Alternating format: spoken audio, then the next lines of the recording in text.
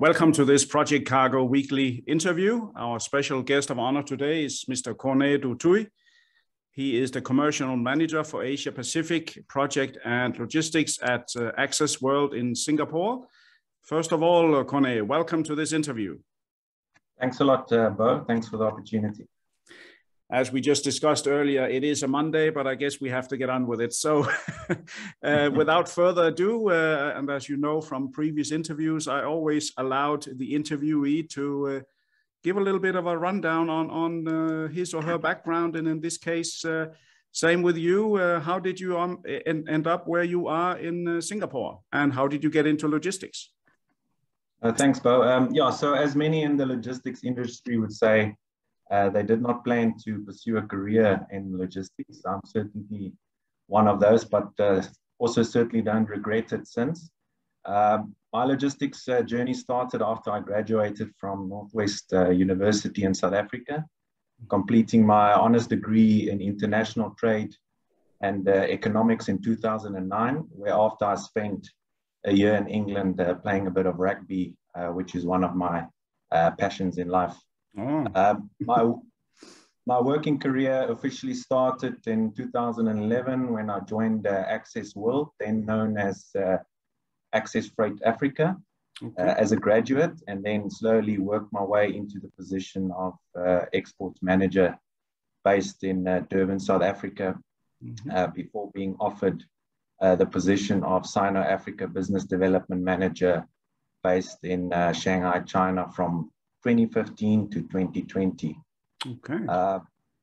So I was mainly responsible for looking after all our customers based in China, having a large Chinese portfolio to manage due to our involvement in mining logistics across the Southern Africa region, which I am still overseeing today, now based in Singapore since 2021 July.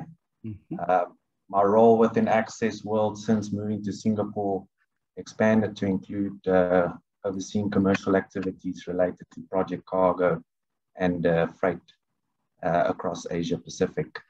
So yeah, in a nutshell, I've been with Access World for quite a long time, just over 10 years now, and I've been involved with various aspects within our business covering mining logistics, warehousing, and project cargo.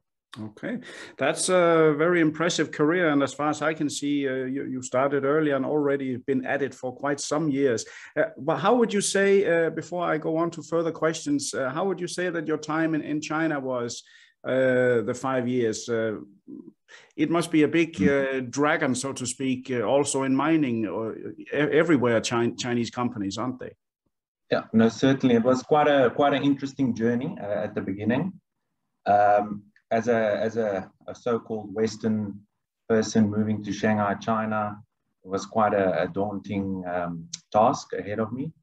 But after 1 or 2 years, as with the Chinese business culture, you manage to develop those relationships and trust. And then we saw quite a bit of success after the 2 or 3 years that I've been based in Shanghai. So our business grew significantly during that period and still very much so. Okay, excellent.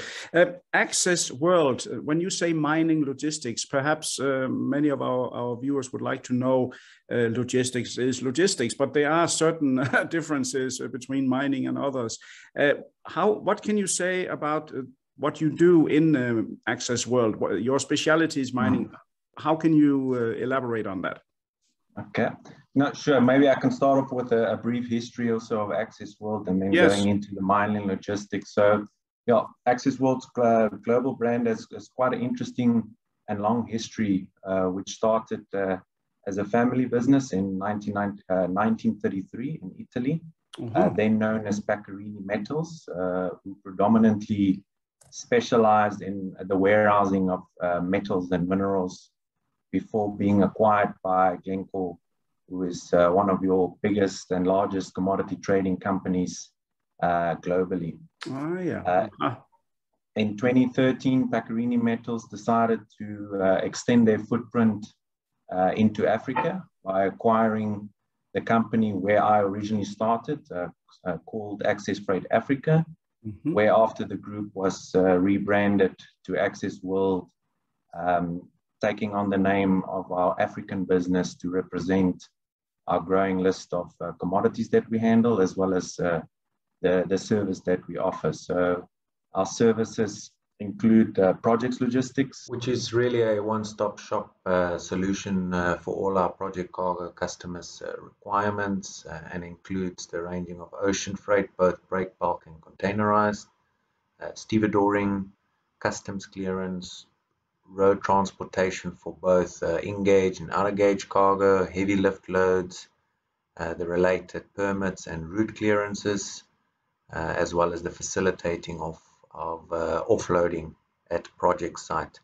Additionally, our services include warehousing, clearing and forwarding, ships agency, stevedoring for commodities such as project cargo, metals, minerals, agricultural products, paper and pulp, and that's just to name a few. So, and then on the mining side, mining equipment and power generating equipment identified as key subcategories within our projects cargo division, as well as a proven track record in these segments. Mining logistics, this is specifically in regions such as Africa, with all the mining activity that takes place there. Yeah. So from all your project cargo needs being imported from Asia to the mines, as well as the metals and mineral outflows from these mining locations. That's very interesting, and especially with that strong background of yours, of course, to the uninvited, so to speak, or the uninformed, Glencore certainly rings a bell. Would it mean that you're servicing, of course, the owner's needs, but you can take on any kind of business, anyone involved in mining that is not necessarily linked to the owners? I mean, you are neutral in that regard, as you can take on anything, right? No, that's correct, Bo. Yeah, and that's a very important aspect for us, and making sure that our customers are aware that we operate completely independently. So in essence, we are viewed as just another service providers to the likes of Glencore. So also when it comes to confidential information and services offered to the rest of the industry players, it takes place completely confidential, and that information is not shared to any of the owners, if you can call it that. Right. So they are watertight holes, so to say. Okay. Definitely, yeah. A question I have for you, of course, it has not escaped anyone that the freight market is, shall we put it mildly, out of whack. And how do you view it from your perspective? Yeah, so I mean, just as challenging as it is for cargo owners and receivers, it's certainly been a challenging period for us as Access World, acting as a freight forwarder, in arranging and securing ocean freight space, particularly for the containerized cargo. However, we've also viewed this as an opportunity to leverage from our relationships that we have historically with break bulk carriers. So we've been able to offer alternative solutions in the form of break bulk freight for our customers, finding it difficult to ship the regular monthly volumes, whether it be general cargo, chemicals, reagents, basically any cargo that was previously shipped in containers. Of course, if it's very sensitive and fragile stuff, that still needs to be looked to be shipped containerized, as well as your hazardous cargo, which the vessel owners don't like to combine that with your general cargo for obvious reasons. Okay, got it. With Access World, you have Italian roots, as you mentioned, and you're based in Singapore. Where do you have your, let's say, regional offices? And when you say APAC, what does that include for your area? So within Asia Pacific, our regional headquarters is, of course, in Singapore. Our presence also extends further globally into regions such as Europe and the Middle East, which includes countries such as Dubai, Italy, Netherlands, Spain, Turkey, as well as North and South America in the USA and Peru. So yes, Access World is a truly global logistics company. Mm-hmm. From there, we have offices and facilities in Malaysia, Thailand, Taiwan, China, Vietnam. Okay. And then if we head to Africa's side, where I'm originally from, is within South Africa, all the major ports, including Cape Town, Durban, Richards Bay, and then in Mozambique, Tanzania, Namibia. So those are all your port cities, if you can call it that. And then more inland, we've also got offices in countries like Zimbabwe, Zambia, and DRC. Okay, wow, that's that's pretty extensive. I must say, also to me, I did not know Access World so much from before, and it just goes to show that there's always something more to learn in shipping, isn't there? No, definitely, yeah. There's a big diversification drive within our business. The warehousing of metals and minerals remaining a very core part of our business. But also further diversifying globally into project cargo and project logistics, EV materials, renewable energy, forestry, and agricultural products, with great success of late within those separate segments of project cargo and renewable energy. Okay. Just one question that comes to mind regarding China. As we all know, there's been a lot of political writings about China's involvement in Africa, and in a global world, they are kind of extending their borders by investing a hell of a lot in the continent. Do you see China continuing to do that and kind of putting their feet on all the, let's say, mining projects in Africa? There's been a lot of talk in Guinea about iron ore with Chinese involvement. There are several others. Some view it popular that they invest, and others say that it's not so popular because they never leave anything. What's your view coming from Africa and knowing the place better than most? Yeah.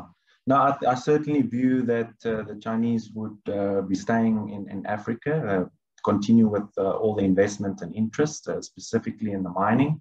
Yeah. And I think with historically the African government and the Chinese way of doing business, I think that's quite an ideal suit for one another. In Africa, we're lacking a lot of infrastructure. And then, of course, for exchange of the natural resources such as the copper, cobalt, and other precious metals, the Chinese are more than willing to invest in infrastructure projects, whether it being the building of bridges, roads, hospitals, universities, power stations. So I think for as long as those infrastructure shortfalls continues, the Chinese and the African government will continue to have a good working relationship. I'm sure if you go to the ground level, to society within those African countries, you'll probably get a different view of the involvement of Chinese within Africa. But certainly for us, it's one of our core focuses, and we continue to service the logistics industry. Okay. One thing I must say, having since you spent years in China, I can divulge that I also lived there quite a few years. And one thing I have to say, and I think you agree with me, that I have still to meet a lazy Chinese person. So they don't seem to have Mondays. Yeah. No, well, definitely, I think that's what the Chinese are known for, is hardworking, always finding a solution instead of an excuse why cannot work, sometimes at the cost of certain things. But I certainly do not forget the lunchtime naps in China from 12 to 2, so which is something till this day that I will never become used to, but I thought quite funny. It seems that some of them are able to sleep at any time. Okay, that's great to hear. Yes, no, it's how is the? Of course, we cannot avoid, I guess, to speak a little bit about this bloody COVID, as I call it. How does it affect on you in the Lion City now? Are you getting to grips with it in Singapore, and can you now fly around? Yeah, so I mean, first arriving, the restrictions was quite stringent. They have relaxed the restrictions, then tighten it again as the situation evolves. Currently, I would say things are fairly well under control. Coincidentally, the government announced some travel agreements with some other countries, which always was received quite happily because of the inability to travel over the last year and a half. So I think as time goes on, more and more governments realize that they cannot continue to keep borders closed at the cost of economic downfalls and developments. So the sooner they're able to revert back to normal, the better. And that's something that certainly been seen here of late. Yeah, that's good to hear. I also hear, and I'm physically sitting in Denmark at the moment, but residing in Sweden, and we just abolished all the restrictions here. I mean, and I came from Germany last week, where you had to wear the mask on the train, and it's of course for the common good. But let's hope we are all out of it soon, I think. Right. Yeah, definitely. Let me ask a final question before we wrap this up. How do you feel about living in Singapore? Great city. I think my perception or experience of Singapore is quite a bit skewed because of the situation compared to when I lived in China before COVID. So yeah, it would be a bit of an unfair assumption to make, not being able to compare it under the same circumstances. But overall, it's great. I think it's one of the best cities to live in. Yeah. Cleanliness, conveniency, just overall quite a great experience. But of course, it comes also at a high price. Singapore known as quite an expensive country to live in. They say it's a fine city. Yeah. Right. Do you sometimes miss the beautiful views of your home country, South Africa? I can imagine. Definitely. So yeah, I haven't been able to travel back to South Africa for 1.5 years, but right. Fortunate enough to get the opportunity within the next month or two. So yeah, no place like home. Although I must admit I enjoy living overseas for the last 5-6 years. Yeah.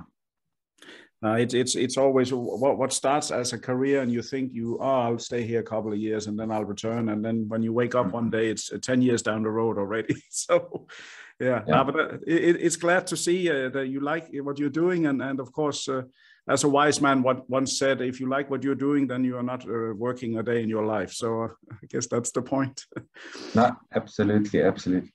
I want to say formally, Corne, many thanks for taking your time from a busy schedule in Singapore to answer some questions. Very pleased to have had you here. Thank you very much. Yeah, thanks, Bo. Thanks for the opportunity, and I'll keep having a look at your reviews and videos. Oh, you're the one. Yeah, please continue. You know, we need all the help we can get. Right. This was to all listeners, viewers around the world. This was yet another great interview with Mr. Corne Toit, who is the commercial manager APAC Asia Pacific for project cargo and logistics at Access World, based in Singapore. And of course, stay tuned for further, hopefully great interviews in the not too distant future. Thank you.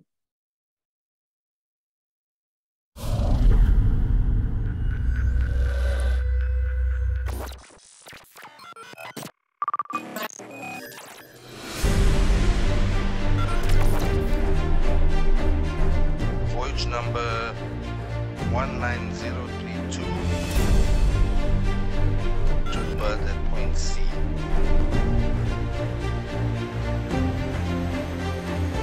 Berth plan for 1200. Cargo is currently stored in hatches 2, 4 and 5.